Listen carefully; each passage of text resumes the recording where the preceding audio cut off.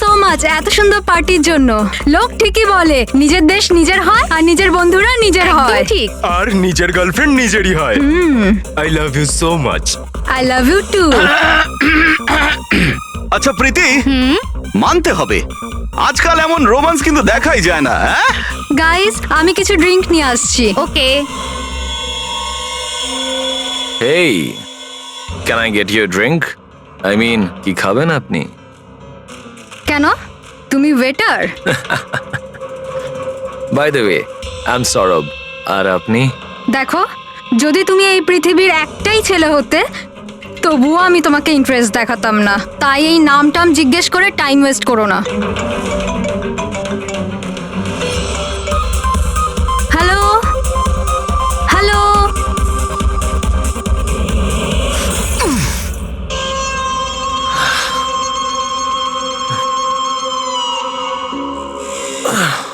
Hello hello, শুনতে পাচ্ছি না, জোরে বল। আরে কিচ্ছু শুনতে পাচ্ছি না। আরে এখানে নেটওয়ার্কও নেই। হ্যালো হ্যালো,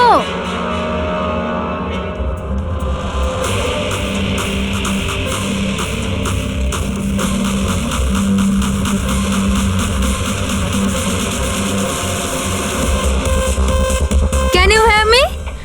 তনিশা, নেটওয়ার্ক কি করে চলে গেল?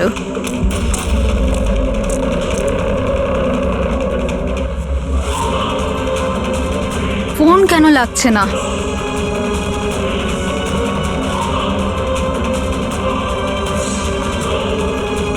হ্যালো আয়েশা, আয়েশা তুই আমার কথা শুনতে পাচ্ছিস?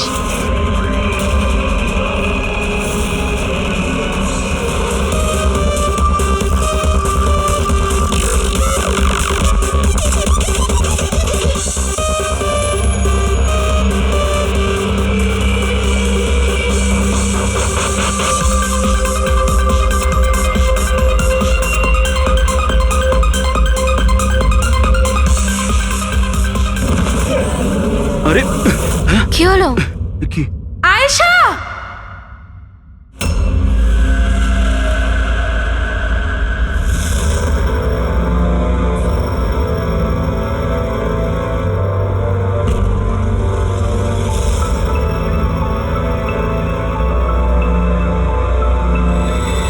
কি করে হলো এগুলো? হ্যাঁ, জানি না স্যার এসব কি করে হলো। ও কল অ্যাটেন্ড করার জন্য বাইরে গেছে, আর যখন ফিরলো তখন। তুমি ছাড়া আর কে কে বন্ধু আছে আয়েশার এখানে? স্যার এ হলো প্রীতি, আর এ হলো বিশাল স্যার, আয়েশার বয়ফ্রেন্ড। দেখে তো মনে হচ্ছে আয়েশার কারোর সঙ্গে হাতাহাতি হয়নি। ও ফোন রিসিভ করার জন্য বাইরে গেছিল আর ওখানে খুনি আগে থেকে ওর জন্য ওয়েট করছিল। তার মানে স্যার খুনি এসব প্ল্যান করে করেছে? না পঙ্কজ, এটা তো প্ল্যান মার্ডার মনে হচ্ছে না। যদি প্ল্যান মার্ডারই হতো তাহলে ও অন্য কোনো হাতিয়ার ইউজ করতো, কাঁচের ইউজ করতো না। তার মানে হঠাৎ কেউ একজন হয়তো খুব রেগে যায় আয়েশার উপর আর তারপর মেরে দেয়। মনে হচ্ছে তো এরকমই ফ্রেডি। আয়েশার এখানে কারোর সঙ্গে ঝগড়া হয়েছিল? কোনো তর্ক বিতর্ক? হ্যাঁ, এরকম চুপ করে থাকলে কিন্তু কাজ হবে না। এই যে সিসিটিভি ক্যামেরা আছে, দেখলে সবই আমরা জানতে পারবো। সরি স্যার, সিসিটিভি ক্যামেরা কাজ করছে না। হোয়াট? সিসিটিভি কাজ করছে না? এত গাফিলতি? স্যার ওই কাল শেষের গানটার কারণে ধোয়ার জন্য হয়তো কোনো টেকনিক্যাল ফল্ট দেখা গেছে। আমি তাড়াতাড়ি ঠিক করব। তুমি তো তখন ঠিক করাবে যখন তোমার ক্লাব আবার খুলবে। কেস সলভ না হওয়া পর্যন্ত তোমাদের ক্লাব বন্ধ। স্যার আমার মনে হচ্ছে এই খুন সৌরভ করেছে। বড় লোকের বিগড়ে যাওয়া ছেলে। Hey, can I get you a drink? I mean, কি খাবেন আপনি? কেন তুমি ওয়েটার? By the way, আমি সৌরভ। আর আপনি? দেখো যদি তুমি এই পৃথিবীর একটাই ছেলে হতে তবুও আমি তোমাকে ইন্টারেস্ট দেখাতাম না। তাই এই নামটাম জিজ্ঞেস করে টাইম ওয়েস্ট করো না। যখন আয়েশাকে উত্তর দেয়নি তখন ও রেগে পিছন পিছন বাইরে গেল। সৌরভ কোথায়? স্যার ও তো নেই। তোমাকে বলেছিলাম না আমি, কেউ এই ক্লাব থেকে বাইরে যাবে না। স্যার যেতে দিইনি আমি, হয়তো অপরাধ করার পরেই পালিয়ে গেছে, আয়েশার ভেতরে আসার আগেই। এই আয়েশা সৌরভ বাইরে কোন দিকে গেছিল? স্যার ওইদিকে।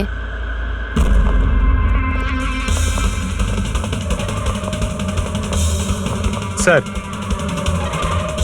রক্তের দাগ। তাহলে এখান থেকে আয়েশা ভেতরে গেছিল। আগে দেখি। স্যার দেখুন, এখানেও রক্তের দাগ। পঙ্কজ, ও নো, এত রক্ত!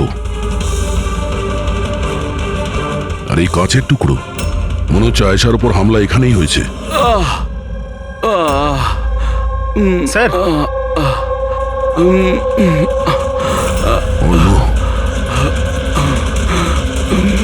আচ্ছা, এই সৌরভ নয় তো? এর পরিস্থিতি খুব খারাপ, অ্যাম্বুলেন্সকে ফোন করো। ক্লাবে এতগুলো লোকের মাঝখানে একটা মেয়ের খুন হয়ে গেল। মামসাদদের খুঁজে পাওয়া যাচ্ছে না। সিসিটিভি ক্যামেরা আছে কিন্তু কাজ করছে না। তার থেকেও বড় কথা, এখানে কেউ কিছু হতে দেখেনি। কি অদ্ভুত ব্যাপার না? আয়েশা এভাবে আমাকে ফেলে রেখে যেতে পারে না। আমাদের এখানে আসাই উচিত হয়নি। Please don't Cry. নিজেকে এভাবে দোষ দিও না। ডোন্ট ওয়ারি, সব ঠিক হয়ে যাবে। আপনার বান্ধবীর এখানে খুন হয়েছে, আর আপনার এই ব্যবহার? হ্যাঁ, এতক্ষণ ধরে এখানে যা হয়েছে তাতে মনে হচ্ছে যে খুনি এখানে আয়েশাকে মারার উদ্দেশ্য তো এসেছিল না, রেডি হয়ে আসেনি। এখানেই ক্লাবে এমন কিছু হয়েছে যার জন্য ও রেগে গিয়েছিল, আর তাই ও আয়েশাকে খুন করে দিয়েছে, আর তার সাথে সৌরভের ওপরও হামলা করেছে। আমার মনে হচ্ছে যে ওই খুনি আপনাদের মধ্যে কেউ একজন। ফ্রেডি, পঙ্কজ, এখানে যত লোক আছে তাদের সবার ডিটেলস নাও। মাফ করবেন রাইমা, আমি নিজের দিক থেকে অনেক চেষ্টা করেছি, কিন্তু এখন এর থেকে বেশি সাহায্য আর করতে পারবো না। ইটস ওকে ডক্টর, আপনার যা করার ছিল আপনি সবকিছু করেছেন, আর আমরা এর বেশি আর কি করতে পারি?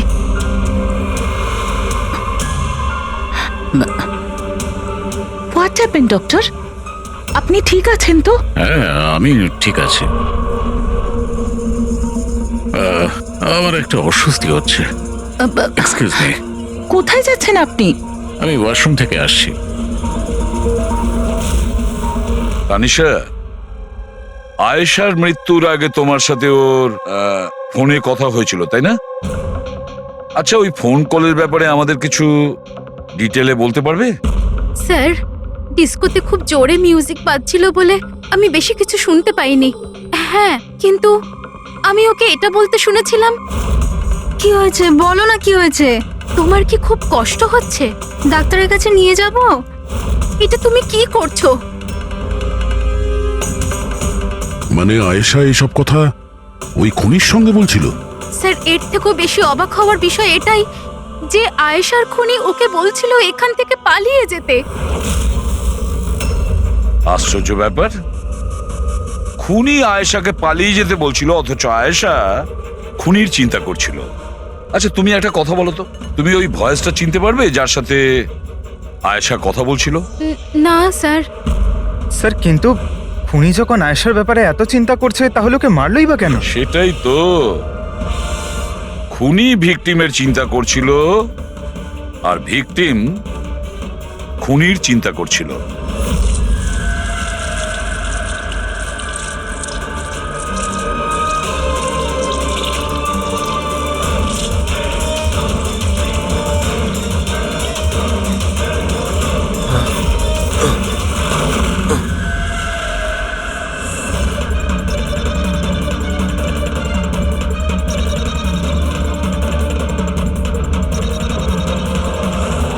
গান?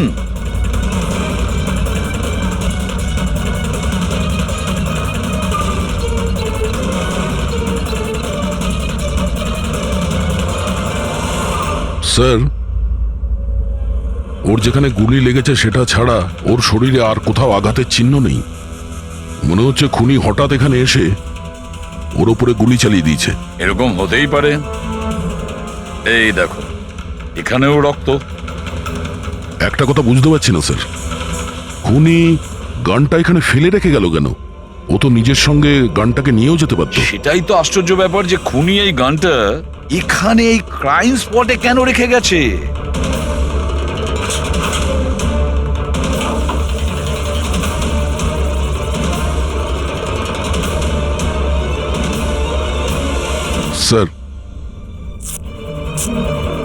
এই দেখুন, নিচে এখানে এই টেপটা আটকানো ছিল। ওয়াশ বেসিনের নিচে টেপ? মনে হচ্ছে এখানে টেপ দিয়ে কিছু আটকে ছিল, যেটা এখন এখানে নেই। হতে পারে এই কেসের সঙ্গে রিলেটেড কিছু। নিশ্চয়ই, দেখতে হবে। রাইমা দেবী, ডক্টর যশবন্ত আপনার ডক্টর ছিলেন তো? আপনারা এখানে এই টেবিলেই বসেছিলেন? হ্যাঁ, আসলে উনি আমার অসুখের কথা বলতেই আমার সাথে দেখা করতে এখানে এসেছিলেন। খুব ভালো মানুষ ছিলেন উনি। আজ যখন আপনি ওর সঙ্গে কথা বলছিলেন, আপনার কি মনে হয়েছিল যে কোনো ব্যাপার নিয়ে ও একটু ডিস্টার্ব ছিল? ডিস্টার্ব তো নয়, কিন্তু হ্যাঁ, হঠাৎ করে ওনার শরীর খারাপ হয়ে গিয়েছিল আর উনি এক্সকিউজ মি বলে ওয়াশরুমে চলে গিয়েছিলেন। আমি তো ভাবতেই পারিনি যে এরকম একটা ঘটনা ঘটবে। স্যার, হ্যাঁ, এ হলো এই কফি শপটার ম্যানেজার। এখানকারও সিসিটিভি ক্যামেরাগুলো কাজ করছে না। স্যার 2 ঘন্টা আগেও তো কাজ করছিল, কিন্তু হঠাৎ করে টেকনিক্যাল প্রবলেম হয়ে যায়, সেই জন্য ইঞ্জিনিয়ারকে ডেকেছি আমরা।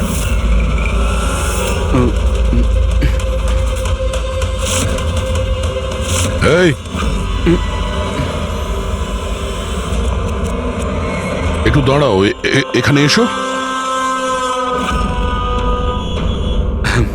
হ্যালো স্যার, কেমন আছেন? আমার অবস্থা ছাড়ো, নিজেরটা বলো। তোমরা দুজনে এখানে কি করছো? এমনি ঘুরতে এসেছিলাম। কফি শপে ঘুরতে এসেছিলে? কাল রাত্রে তোমার বান্ধবীর খুন হয়ে গেছে। তোমার দ্বিতীয় বন্ধুর কেঁদে কেঁদে অবস্থা খারাপ, আর তোমরা দুজনে এখানে এই কফি শপে আড্ডা মারতে এসছো? এখানেও একটা খুন হয়েছে। বিষয়টা কাকতালীয়, তাই না? সত্যি কাকতালীয়ই বটে, কারণ আমরা তো জানি না ডক্টর যশবন্ত কে। হ্যালো, ওকে বিউরোতে নিয়ে এসো। ওকে ওকে ওকে ওকে ওকে, থ্যাংক ইউ ভেরি মাচ।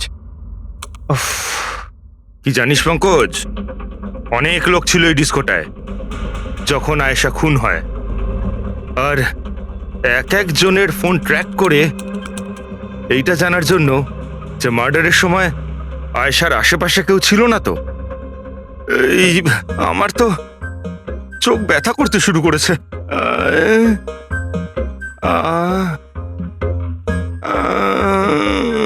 আরে স্যালাডগুলো চোখে লাগানো বন্ধ করুন ফেরি স্যার। আরো কত লোকের নাম্বার ট্রাই করতে হবে, কাজ করুন। ভগবান। সৌরভ, এখন তোমার শরীর কেমন? শরীরের আঘাত না হয় আজ নয় কাল ঠিক হয়েই যাবে স্যার, কিন্তু যা আমি ওই দিন দেখলাম সেটা হয়তো সারা জীবন কোনোদিনও ভুলতে পারবো না আমি। না আমি ওই পাবে যেতাম, আর না আমি আয়েশার চিৎকার শুনতে পেতাম। কিন্তু আয়েশার পিছন পিছন তো তুমি গিয়েছিলে, ও তোমার সঙ্গে ভালো করে কথা বলেনি সেই জন্য। এই কথাটা সত্যি স্যার যে আমি আয়েশার পেছনে গিয়েছিলাম, কিন্তু আমি যখন ওকে ড্রিঙ্ক অফার করলাম ও বারণ করে দিল স্যার। ইনফ্যাক্ট ও আমার ইনসাল্টও করলো স্যার। তাই আমার খুব খারাপ লেগেছিল স্যার, আর তাই আমি ওর পিছু নিয়েছিলাম। ও মাই গড, কে করলো এইসব কিছু? চলো তোমাকে আমি হসপিটালে নিয়ে যাই।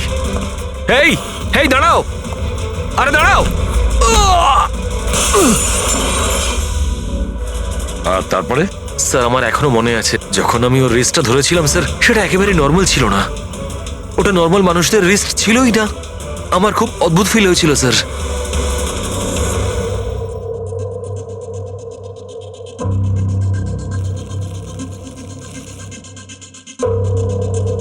তাহলে আপনি বলছেন ডক্টর সালুকে যে এই বন্দুকের উপর কিছু চটচটে লেগে আছে? হ্যাঁ, ওই চটচটে জিনিসটা রাবারের মতো, ওই যেমন সেলোটেপে হয় না, ওই রকম। সেলোটেপ গান? ও, তাহলে খুনি আগে থেকেই ওয়াশ বেসিনের নিচে গানটাকে লুকিয়ে রেখেছিল। তাহলে এই মার্ডার একটা প্ল্যান মার্ডার ছিল। হ্যাঁ, কিন্তু এই বন্দুকটা যেটা দিয়ে ভিকটিমকে খুন করা হয়েছে, আর এই কাঁচ যেটা দিয়ে আয়েশাকে খুন করা হয়েছে, এই দুটোতেই কোনো ফিঙ্গারপ্রিন্টস পাওয়া যায়নি। কিন্তু ভাই, এই কাঁচটার টুকরোর ওপর একটা বিশেষ ধরনের কেমিক্যাল লেগে আছে, যেমন ধরো প্লাস্টিক কেমিক্যাল।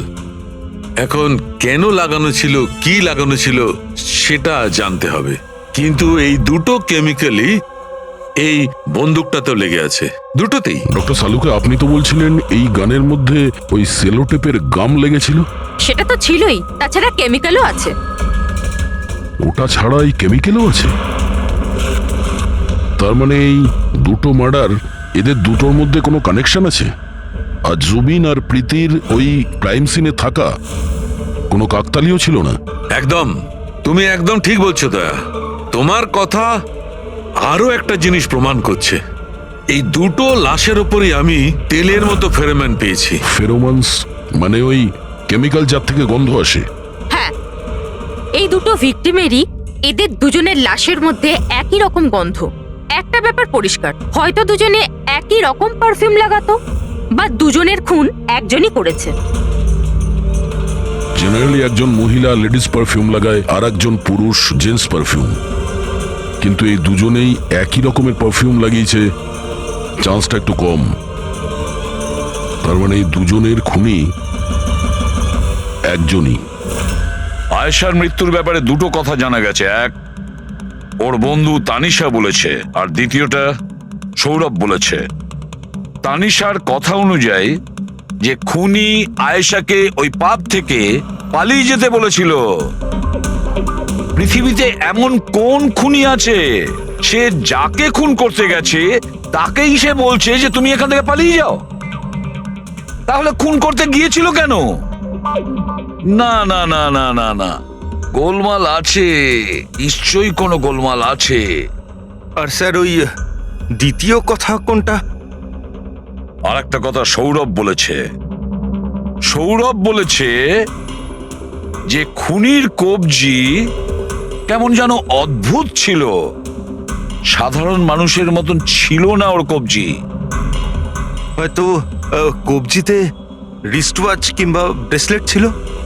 হেড্রিক, বুদ্ধিটাকে একটু কাজে লাগাও, বুঝেছো? স্যার, হ্যাঁ স্যার দুটো ক্রাইম সিনেই একটা নম্বর কমন। সেটা কার? আয়েশার বয়ফ্রেন্ড বিশালের স্যার।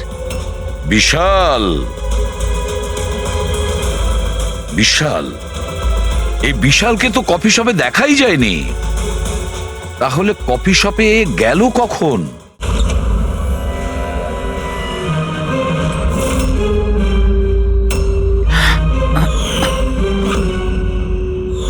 রায়মা দেবী, আপনি আর এখানে? স্যার, এটা আমারই বাড়ি, কিন্তু আপনারা এখানে? ওনাকে কি খুন করেছে সেটা জানতে পেরেছেন? রাইমা, এরা কারা? CID officers. আপনারা প্লিজ ভেতরে আসুন, প্লিজ কাম। সিআইডি? আর স্যার, ইনি আমার হাজবেন্ড, আর এ আমার ছোট ছেলে সন্দীপ। আর বড় ছেলে বিশাল, সে কোথায়? কিন্তু কি হয়েছে স্যার? দেখুন, আসলে ব্যাপারটা হলো ডক্টর যশবন্ত আর আয়েশার খুনে আমাদের মনে হয় হয়তো বিশালের কোনো হাত আছে। এ আপনি কি বলছেন? অভিযোগ প্রমাণিত হয়নি, কাউকে গ্রেপ্তার করতে পারেননি, তো যে কোনো কাউকে ফাঁসিয়ে দেবেন? দেখুন, সিআইডির কাজই হচ্ছে অপরাধী পর্যন্ত পৌঁছানো, নাকি কোনো নিরপরাধীকে ধরে এই কেসটা বন্ধ করে দেওয়া। আপনি দয়া করে একটু বিশালকে ডাকবেন। দাদা খুন করতেই পারে না, আপনারা দয়া করে ওকে ধরে নিয়ে যাবেন না। সন্দীপ, আমরা কিন্তু তোমার দাদাকে এখানে ধরতে আসিনি, আর আমরা এটাও বলিনি যে তোমার দাদা কিছু করেছে। আমরা তো তোমার দাদাকে কিছু প্রশ্ন করব, ব্যাস। আপনারা আমাকে সন্দেহ করছেন? এক মিনিট বিশাল, তুমি ভেতরে যাও, আমি এই সিআইডির লোকেদের তোমায় বিরক্ত করতে দেবো না। দেখুন, সিআইডির কাজে বাধা দেওয়াও কিন্তু একটা অপরাধ, তাই প্লিজ আমাদের নিজেদের কাজ করতে দিন। বিশাল,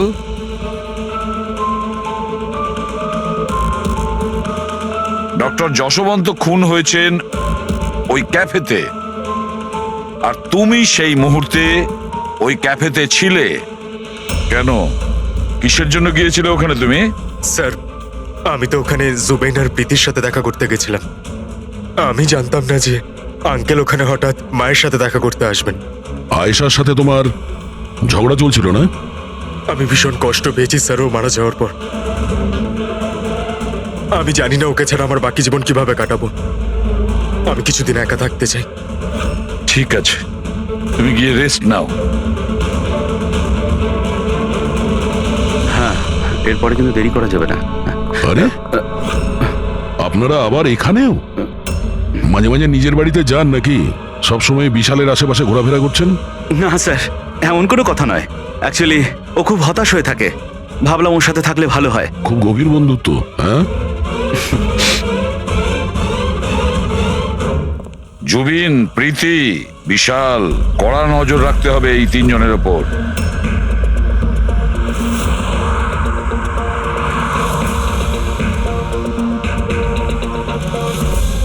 তিনজনের বাড়িতে এমন ক্যামেরা ফিট করেছি না স্যার, একটা মাছি ঢুকলেও সব টের পেয়ে যাবো আমরা। তুই যাই বলিস, কাজের লোক, দুধওয়ালা আর সবজিওয়ালা এদের মাধ্যমে গোপন ক্যামেরা বসাবার আইডিয়াটা কিন্তু দারুণ ছিল। ভালো ছিল না?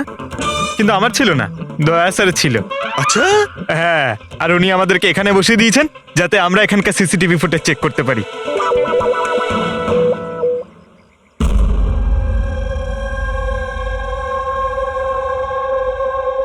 আরে বস, বস একটা বড় সূত্র হাতে এসেছে যেটা এই কেসটার সলভ করতে সাহায্য করবে। সেটা কখন বলবে? আরে বলছি তো। আরে তাহলে বলো তাড়াতাড়ি। আরে ভাই, নিঃশ্বাস তো নিতে দাও। তোমার মনে আছে ওই যে ভাঙা কাঁচের টুকরোটায় আমি প্লাস্টিক কেমিক্যাল পেয়েছিলাম? হ্যাঁ ডক্টর সালুকে, কি ওই কেমিক্যালটা? ওটা হচ্ছে গ্রাফিন, যেটা নকল চামড়া, আর্টিফিশিয়াল স্কিন বানানোর কাজে লাগে। Artificial skin, prosthetic skin, prosthetic skin, prosthetic. দয়া, মনে আছে সৌরভ কি বলেছিল? যে খুনির হাতের ওপর ও অদ্ভুত কিছু দেখেছিল। Prosthetic skin, prosthetic arm. তাহলে কি এই খুন কোনো রোবটের মাধ্যমে হয়েছে? মানে খুনির ওইভাবে সাহায্য চাওয়া এটা তো নয় যে এই খুনটা আনইনটেনশনালি হয়েছে, না চাইতে? না দয়া, অনিচ্ছাকৃত খুন এভাবে হতে পারে না। আর রইল কথা রোবোটিক আর্মের। এই রোবোটিক আর্ম তো কারোর কথা মতোই চলতে পারে, তাই না? আচ্ছা শাহরুখে, এমন কোন লোক আছে যে এই রোবোটিক আর্ম বলো, প্রস্থেটিক আর্ম বলো বা রোবোটিক আর্ম বলো, এই সব কিছুর ব্যাপারে খুব ভালো রকম দখল আছে? হ্যাঁ আছে তো, ডক্টর জাসমিন। তাহলে দেখা করা যাক ওই ডক্টরের সঙ্গে।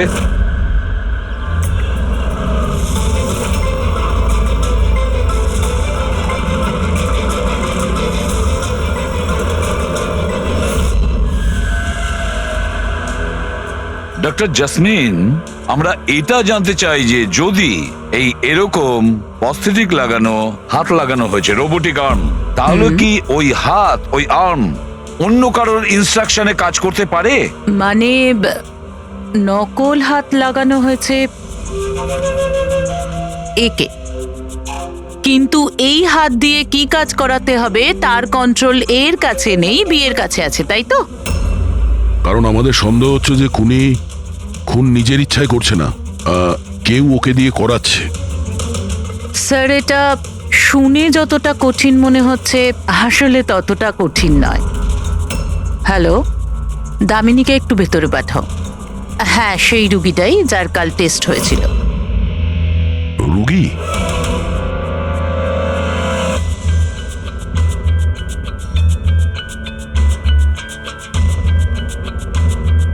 স্যার, দামিনীর ডান হাতটা ফ্যাক্টরিতে কাজ করার সময় মেশিনে কাটা পড়েছিল।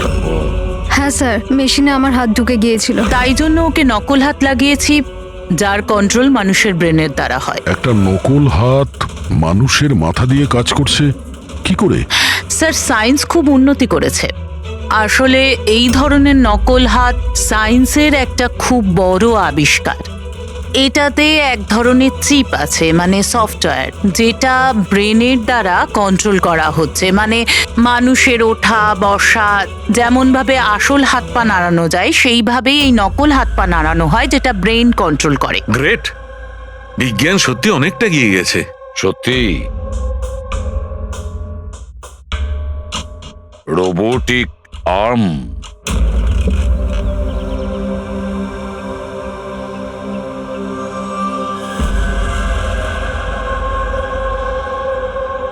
বাই। ওরা ওখানে হাক করছে আর আমরা এখানে গাড়িতে বসে আছি।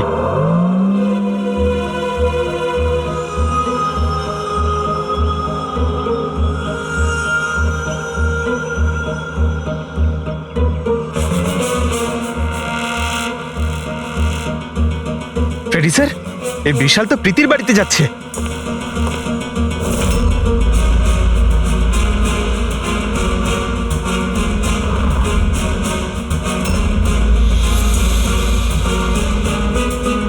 বিশাল, তুমি টেনশন করো না, কেউ কিচ্ছু জানতে পারবে না। আমরা কোনো না কোনো উপায় ঠিক বের করব, ওকে? এ নাও, কফি খাও।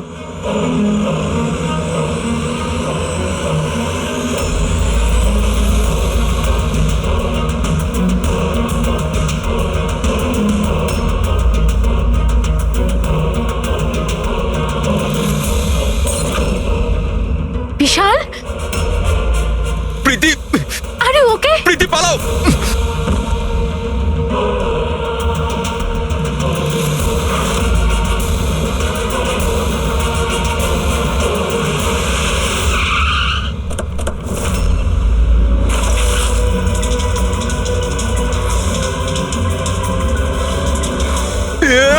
বিশাল, না, বিশাল ছাড়ো।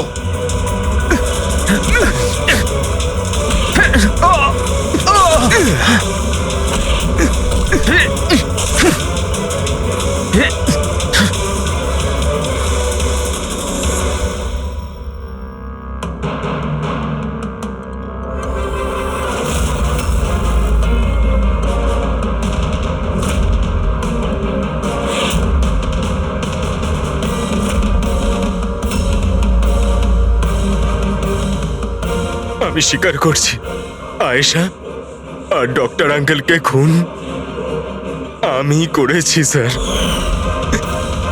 তুমি এখানে কি করছো? কি হলো? কি হচ্ছে এটা? আমি বুঝতে পারছি না কি হচ্ছে আমার হাতে। কিছু Stop! প্রবলেম? কি হচ্ছে বলছো না কেন কিছু? ডাক্তারের কাছে নিয়ে যাব? এটা কি করছো? এটা কি করছো? আয়েশা পালাও এখান থেকে, পালাও! আমি বলছি তোমাকে পালাও, আয়েশা!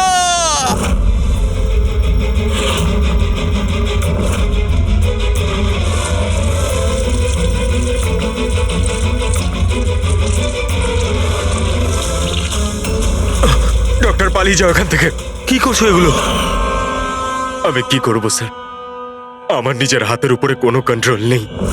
কি তোমার হাত তোমার কন্ট্রোলে থাকে না? এর মানেটা কি? জানি না, হঠাৎ করে মাঝে মাঝে কি হয়ে যায়। সেই কারণে তুমি আয়েশাকে ওখান থেকে চলে যেতে বলেছিলে? হ্যাঁ স্যার, আমি আয়েশাকে ওখান থেকে পালাতে বলেছিলাম। আয়েশা পালাও এখান থেকে, পালাও! আর আমি অনেকবার চেষ্টা করেছিলাম যাতে আমি ডক্টর আঙ্কেলের কোনো ক্ষতি না করি। ডক্টর, পালাও এখান থেকে তুমি। একটা কথা বলো, কেন গিয়েছিলে তুমি ওই ক্যাফেতে? আমি ওখানে ডক্টর আঙ্কেলের কাছে আমার হাত ঠিক করাতে গেছিলাম, আর জুবেইন, প্রীতি আমাকে সাহায্য করছিল, কারণ আমি আমার বাড়িতে বলতে পারতাম না যে আয়েশাকে আমি নিজের হাতে খুন করে দিয়েছি স্যার। আমি জানি স্যার, আমার কথায় বিশ্বাস করাটা খুবই কঠিন, কিন্তু সত্যি এটাই, খুন আমি নয়, বরং আমার হাত করেছে। ডক্টর জাসমিন, বিশাল যা যা বলছে সেটা সত্যি? আমি বলতে চাইছি যে এটা কি সম্ভব যে একটা রোবোটিক আর্ম নিজে থেকেই ডেভেলপ করে আর সেই কারণেই তার মনে হয়েছে যে খুন করা যেতে পারে? চান্সেস কম স্যার, কিন্তু হ্যাঁ, হাতের ভেতরে লাগানো এই চিপকে কেউ যদি হ্যাক করে তাহলে হতে পারে। কি? প্রস্থেটিক হাতে লাগানো সফটওয়্যার হ্যাক করা যায়? হ্যাঁ দাদা, হ্যাক হতেই পারে, এটা পসিবল। যখন হ্যাকার এই নকল হাতের চিপ হ্যাক করে, তখন এই নকল হাতটা তার ব্রেন দ্বারা কন্ট্রোল হয় না যার শরীরে এটা লাগানো আছে, বরং এই নকল হাতটা কন্ট্রোল হয় হ্যাকারের ব্রেন দ্বারা। তার মানে কেউ একজন বিশালের এই রোবোটিক আর্মের সফটওয়্যারটা হ্যাক করেছিল আর তারপরে ওকে দিয়ে খুন করায়। স্যার, এর থেকে ভালো তো আমি এক হাতেই আমার সারাটা জীবন কাটিয়ে দিই। যে হাতটা অন্যদের জীবন কেড়ে নিচ্ছে, এরকম হাত আমার চাই না স্যার। বিশাল, একটা কথা বলো, তোমার এই হাত তোমাকে বলছে যে সেই কাউকে মারতে চায়, তখন তুমি কি ভাবো? তখন তোমার মনের অবস্থা কি হয়? কি চলে তোমার মাথার ভেতরে? স্যার, 2-3 মিনিট সময় লাগে। আমি পুরোপুরি ভাবে চেষ্টা করি আমার হাতকে কন্ট্রোলে আনার, কিন্তু 2 মিনিট পর আমার হাতই জিতে যায় স্যার।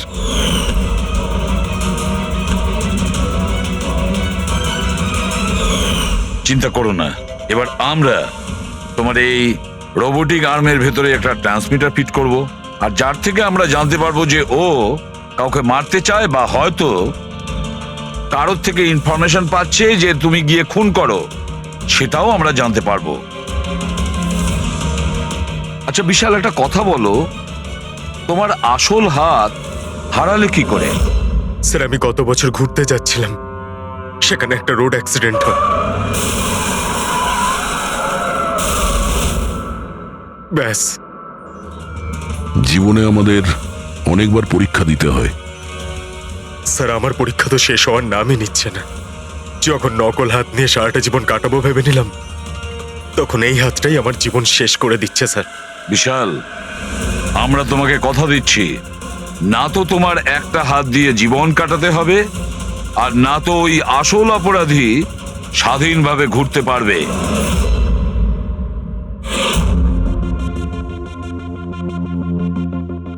বিশাল, অপরাধী প্রথমে বিশালকে দিয়ে আয়েশাকে খুন করায়। আয়েশা, যাকে বিশাল খুব ভালোবাসতো, এরপরে খুন করায় ডক্টর যশবন্তকে, যে বিশালকে সাহায্য করত। এরপরে প্রাণ নিতে চেষ্টা করে প্রীতির, যে বিশালের বন্ধু ছিল। এরা প্রত্যেকেই হলো বিশালের শুভাকাঙ্ক্ষী, আর এরা প্রত্যেকে বিশালের আপনজন। সবাই বিশালের খুব কাছের মানুষ। তাহলে এই অপরাধী কে হতে পারে? কে সেই অপরাধী?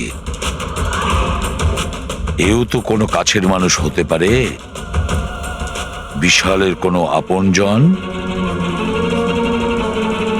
পঙ্কজ, বিশালের অ্যাক্সিডেন্টের পুরো ডিটেল আমার চাই, A to Z।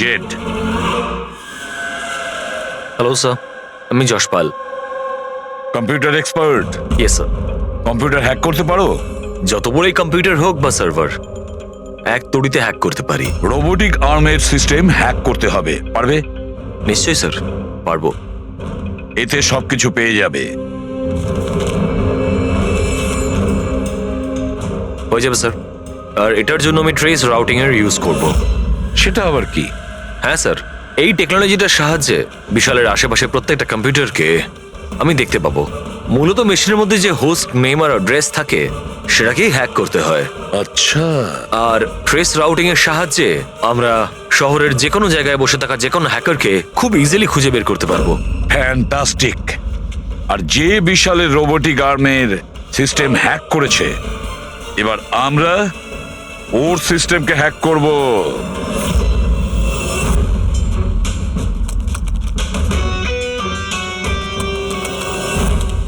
এই দেখুন স্যার, এই সময় বিশালের আশেপাশে এই সবকটা কম্পিউটার অ্যাক্টিভ রয়েছে, আর এর মধ্যে হয়তো কোনো একটাই ওই হ্যাকারের।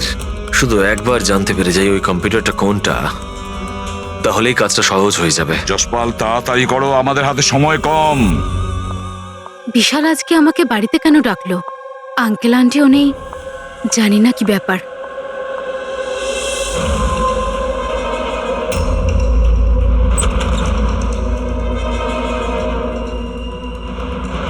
বিশাল, বিশাল। প্রীতি, তুমি জানো যে আমি তোমাকে মারার চেষ্টা করেছি, তবুও তুমি আমার কাছেই এলে। বিশাল, তুমি তো আমাকে ফোন করে এখানে ডাকলে। আমি? হ্যাঁ। আমি কখন ডেকেছি? তুমি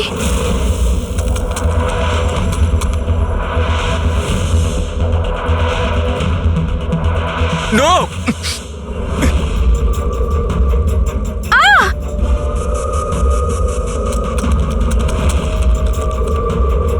পালাও প্রীতি। বিশাল, প্লিজ বিশাল, পালাও please। এখান থেকে। Vishal please, Vishal, Vishal please.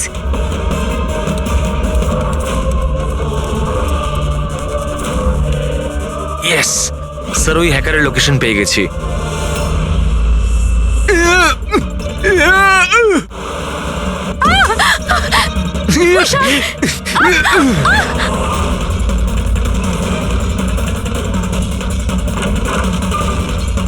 Sir আপনি এখানে কি করছেন? বিশাল প্লিজ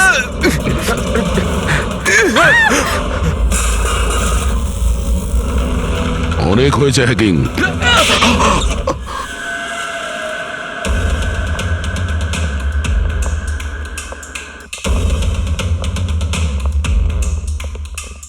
আবার এসে গেলেন আপনারা। এবার এটা যেন বলবেন না যে ওকে আপনারা ধরতে এসেছেন। আগে না, আমরা বিশালকে ধরতে আসিনি, খুনিকে ধরতে এসেছি, যে এই মুহূর্তে এখানে উপস্থিত। খুনি এখানে? কি বলছেন আপনি? আপনি আপনার মিথ্যে অভিযোগ কার ওপর লাগাবেন? মনন বাবু, গত বছর একটা গাড়ির অ্যাক্সিডেন্ট হয়েছিল খান্ডালাতে। 3 জন ছিল ওই গাড়িতে। 22 বছরের ছেলে বিশাল, 15 বছরের ছেলে সন্দীপ, আর 9 বছরের ছোট বাচ্চা সোনিয়া। গাড়ি বিশাল চালাচ্ছিল। গাড়ির অ্যাক্সিডেন্ট খুব সাংঘাতিক হয়েছিল। বাচ্চা মেয়ে সোনিয়া স্পট ডেড হয়ে গেছিল। আর আর সন্দীপ প্যারালাইজড হয়ে গেছিল। ও এখনো চলতে পারে না। এসব আপনি কি করে জানলেন আঙ্কেল? ওই অ্যাক্সিডেন্টে সব থেকে কম আঘাত লেগেছে বিশালের, তবে যে আঘাতটা লেগেছে সেটাও কম নয়। বিশালের নিজের হাতটা হারাতে হয়েছে। আর তাছাড়া বিশাল আপনার সৎ ছেলে, তাই না? স্যার, বিশাল আমার কাছে নিজের সন্তানের মতোই। আমি আপনাকে রিকোয়েস্ট করছি, আপনি বিশালকে আমার সৎ ছেলে বলবেন না। আই এম সরি মদন বাবু, যদি সব বাবা আপনার মতন ভাবতো তাহলে তো ভালোই হতো। যদি রায়মা দেবী এভাবে ভাবতেন। কি রায়মা দেবী? আচ্ছা, আপনার মনে অনেক রাগ জমে আছে, তাই না বিশালের জন্য? কারণ বিশালের জন্য আপনি আপনার নিজের মেয়েকে হারিয়েছেন, আর আপনার নিজের ছেলে সারা জীবন চলাফেরা করতে পারবে না। আপনি কি বলতে চাইছেন? আমরা কি বলতে চাইছি ওটা এক্ষুনি জেনে যাবেন। পঙ্কজ,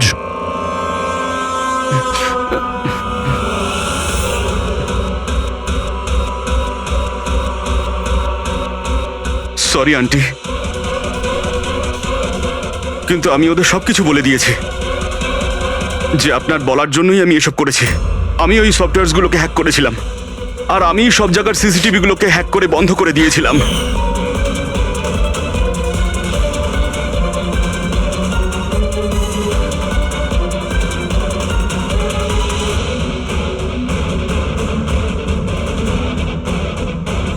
বিশালের থেকে প্রতিশোধ নেওয়ার জন্য আমি ওর গার্লফ্রেন্ডকে মেরেছিলাম।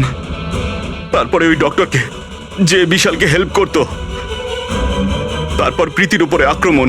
এসব করার জন্য আন্টি আমাকে অনেকগুলো টাকা দিয়েছিলেন। তুমি যে এতটা নিচে নেমে যাবে আমি ভাবতেও পারিনি। ঠিক আছে, সত্যিটা যখন আপনাদের সামনে এসেই গেছে, তখন আমি আপনাদের সবাইকে এটাও বলছি যে আমি তোমাকে মারার পর ওকেও মারতে চেয়েছিলাম। কারণ যেভাবে আমার আপনজনেরা কষ্ট পেয়েছে, আমিও চেয়েছিলাম বিশাল সেই কষ্টই পাক, ততটা যন্ত্রণা ওরও হোক। ওটা অ্যাক্সিডেন্ট ছিল, একটা ভুল। ভুল? তোমার একটা ভুলের জন্য আমার সারা জীবন অন্ধকার হয়ে গেছে। তুমি রাশ ড্রাইভিং করেছিলে, আর শাস্তি কারা পেল? আমি আর আমার সন্তানেরা। মা, আমি তোমাকে শুধু নিজের মা নয়, ভগবান ভেবেছিলাম। যদি আমাকে শাস্তি দিয়েই তুমি শান্তি পেতে, তাহলে আমাকে অন্তত একবার বলতে পারতে। হাসি মুখে আমি জীবন দিয়ে দিতাম। আমি তোমার জীবনটা চাইনি, আমি তো তোমাকে বাঁচিয়ে রেখে কষ্ট দিতে চেয়েছিলাম। আর আপনারা সবাই আমাকে দোষ দিতে পারেন না, কারণ আমি যা করেছি সেটা আমার মায়ের মমতার জন্য করেছি। রায়মা দেবী, মা শব্দের অর্থ আপনি জানেন না, সেজন্যই আপনি এত বড় অপরাধ করেছেন। আরে মা তো সেই হয় যে শুধু নিজের নয়, অন্যের সন্তানকেও স্নেহ ভালোবাসা দিয়ে আগলে রাখতে পারে। বিশাল হয়তো আপনার গর্ভের সন্তান নয়, কিন্তু মা বলে তো ও ডাকতো। ও আপনাদের পরিবারেরই একটা অংশ। কোনো মাই তার ছেলের ওপর এইভাবে প্রতিশোধ নিতে পারে না। হ্যাঁ সেটাও এত ঘৃণ্য, দুটো লোকের প্রাণ নিয়েছেন। না রায়মা দেবী, আপনি বড় ভুল করেছেন, বিশাল ভুল করেছেন।